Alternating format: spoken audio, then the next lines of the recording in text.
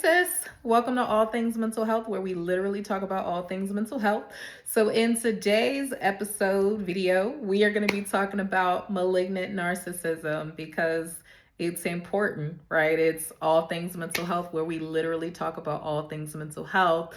And it's crucial, right? Like 9% of adults in the United States of America struggle with some sort of personality disorder. Malignant narcissism really is just a subtype of narcissistic personality disorder. So, in essence, this is the worst type of narcissist. You got covert, you just have regular NPD, you have someone who may have the traits, but not necessarily struggle with the disorder. But, malignant narcissism is just like, ooh. Malignant narcissism is just, I'm just tell you what the textbook definition is. How about we just do that? It's a personality type that causes extreme narcissism, aggression, and sometimes harm to others, right?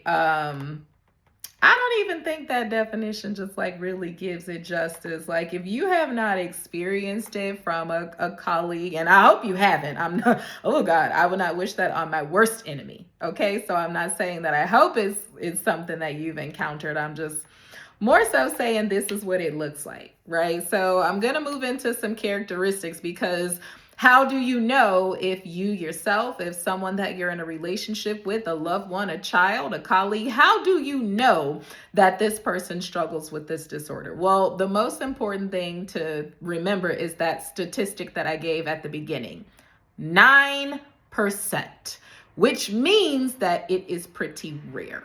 Doesn't mean that it's non-existent. It doesn't mean it doesn't happen, right? But 9% means that if there are 10 people in the room, you do the math. Right? Characteristics. They lack empathy. And you will see this in so many different scenarios, circumstances, like someone having a panic attack in front of you and that causes you to feel away is a clear sign that you lack empathy. You could not like somebody, but if you see them hyperventilating, they are holding their chest, they're putting their head in between their laps because they can't breathe, and that does nothing for you, you probably lack empathy. Another character trait is that relationships for people who struggle with NPD is just a tool for exchange. And the tool for exchange for them is often it just fuels their fragile ego.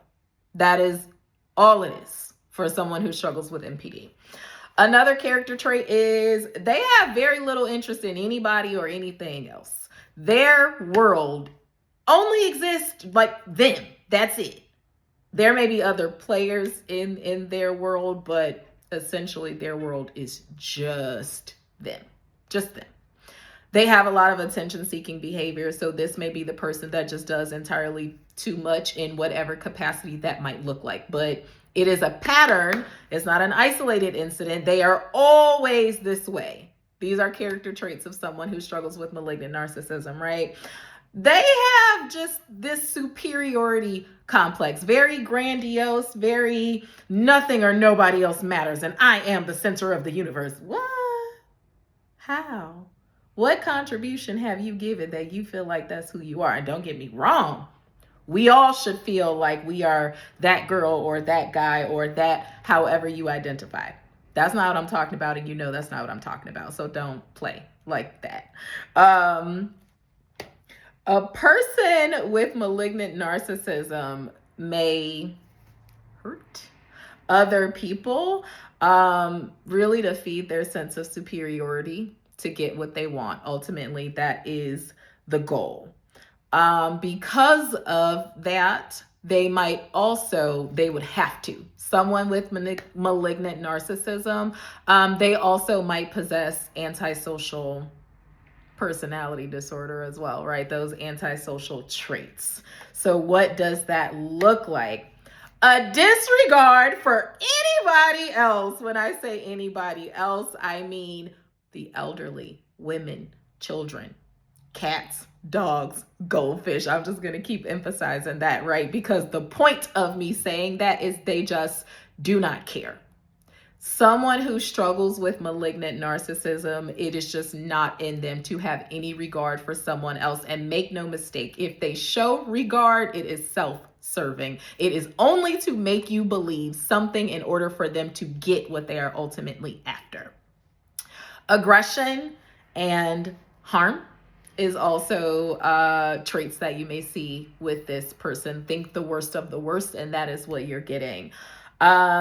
A tendency to lie, just like today is Monday, but somebody that struggles with malignant narcissism, they will look at a calendar and then look at you and say, it's not Monday. They do things like go to a restaurant and you say, how was the restaurant? I didn't get anything. Then why you got a cup in your hand? Unless a drink is not anything, right? I don't know. They break the law. Not all of them, right? But if they struggle with malignant narcissism, they definitely have a criminal record, and it's going to be long and it's going to be lengthy. And most of their offenses are going to be from hurting other people, typically people who they know that they can, right? Chronic irresponsibility. Everything else is everybody else's fault. They just cannot take accountability. I woke up late because nobody woke me up. You mean at this age you don't have an alarm clock? Okay. One of the last traits that you'll see with someone with antisocial personality disorder, and they also like malignant narcissism, right? They go together, is impulsive and reckless behavior. They do things like, you did what? Well, you thought that was a good idea? Okay. So again, like I said at the beginning of this video, right? Narcissism, antisocial personality disorder, right? Personality disorders only make up 9% of the population in the United States. So it is a very small number of individuals who may struggle with this. And again, while I'm emphasizing statistics, that leaves room for how many other people are undiagnosed. They struggle with it. It is evident by every single facet of their life, but they may have just not gone to the right places to get what they needed in order to get the proper help.